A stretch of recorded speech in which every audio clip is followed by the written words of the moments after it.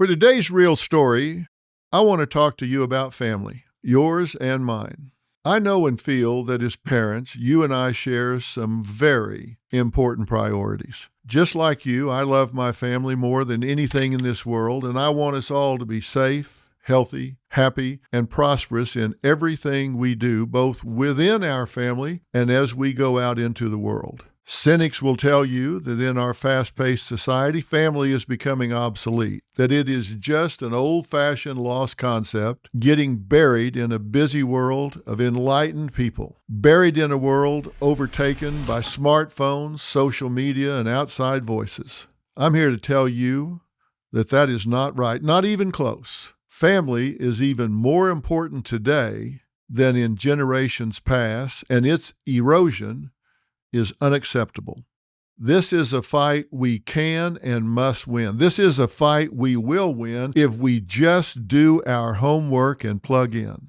I intend to focus on that a lot in the coming year. I want to tell you with great precision what you need to stop doing and what you need to start doing to lead your family with such a pure purpose and power that the competing messages and influences are drowned out. I plan to help you define success and then take the steps to create and claim it for you and yours. Your children are stars in your crown, and it's time for them to shine. And if you do your job, shine they will.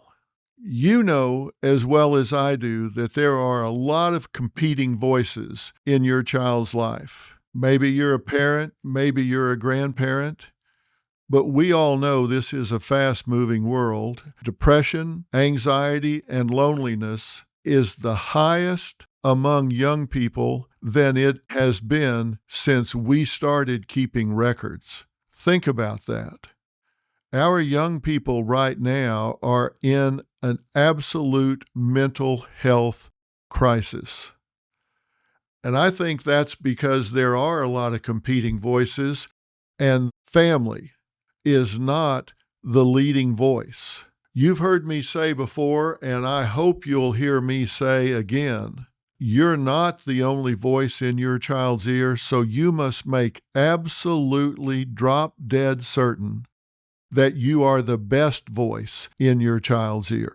And you may say, well, my kids don't listen to me. They roll their eyes when I try to tell them. And they say, yeah, that was back in the old days. We live in a different world now. Well, you know what? They may not seem to be listening to you, but they do listen to you. And more importantly, they watch you very, very carefully. They watch what you do and how you do it. And let me give you an example. Have you sold out? Do you go to work every day and come home and they say, well, how'd your day go? Oh, it's terrible. I hate my job. You whine and complain about it. What message does that send to your child? It sends to your child that, you know what, you go to school, you work hard, you get out, you get a job you hate, you sell out for the money, do something you don't value or want to do it every day, and then just come home and veg out on the couch.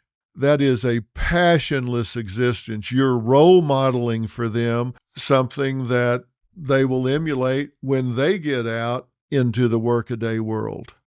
Are you modeling passion, excitement, enthusiasm, or are you modeling that, hey, we're just all prisoners in a workaday world and you've sold out? Be a competing voice to the rest of the world. Be careful what you say, be careful what you do, and know what your goal is. Have your goal in mind as a parent, and your primary goal should be to prepare your child for the next level of life. If you've got a kindergartner, you're preparing your child to move up into the lower school where they have to do some things on their own. If your child is in high school and they're going to go to college or trade school or out into the workaday world, you need to prepare them to have the skills they need to succeed at that level. Ask yourself, and I mean ask yourself and write it down, what am I doing to prepare my child for the next level of life? And you may think, well, it's too late now. No, sometimes we parent, sometimes we reparent. It's never too late.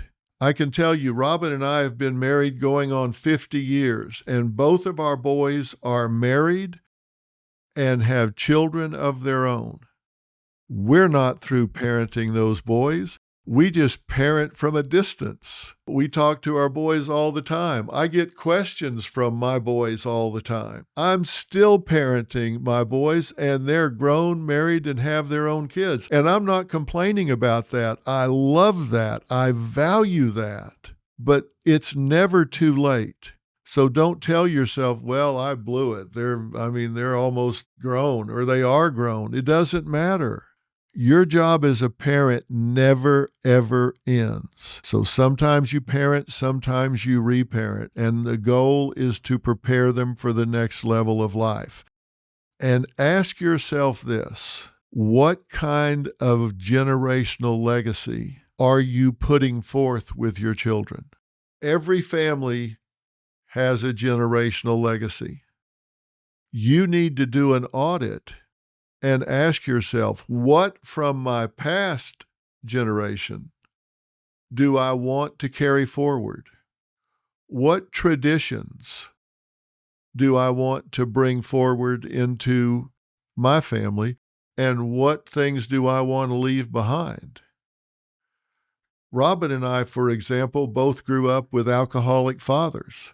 We don't want that generational legacy to proliferate and move forward in our family. We make it a very strong message to our children that alcohol can really derail your life. It can really cut into your success, whether it's your career, your mental and emotional health and happiness, your relationships with the people you love. And because they've never seen me take a drink, I have to remind them that they're genetically predisposed to having a problem with it.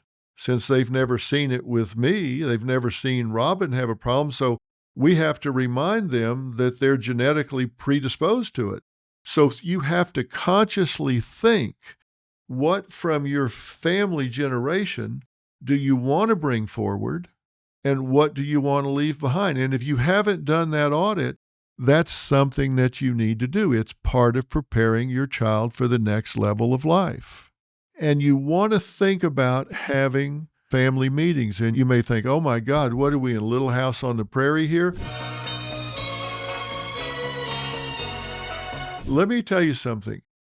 As awkward or forced as it feels, the more awkward and forced that it feels, the more important it is to do.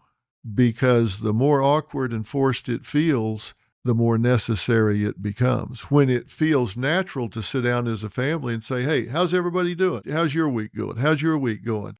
Anything you need help with? What can we talk about? And it may just be 10 minutes.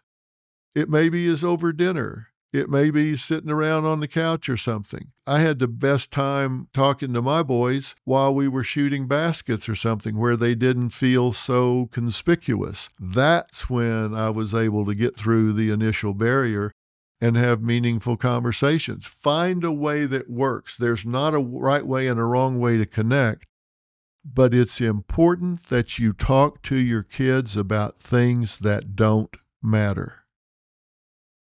You're probably thinking, wait a minute, you said that wrong, didn't you, Dr. Phil? No, I didn't. It's important to talk to your children about things that don't matter. Why? Because then you will have that channel open for when it's time to talk about things that do matter. If the first time you ever sit down to communicate with your children is when it's time to talk about things that matter, you got an uphill battle. You're trying to force things. But if that channel's open and you've spent a lot of time talking about music, sports, fashion, friends, whatever, that channel's open when it's time that you need to talk about something that does matter. I'm going to be talking to you about a lot over the next year about how to make your family phenomenal. And I want you to start by saying parent is two things. It's a noun and it's a verb. You got the noun part down. We want to be sure that we're active on the verb part. Be very certain that you're parenting with intention. And that, my friends, is the real story. Wherever you're getting the real story, make sure you subscribe and follow. I'll see you Monday.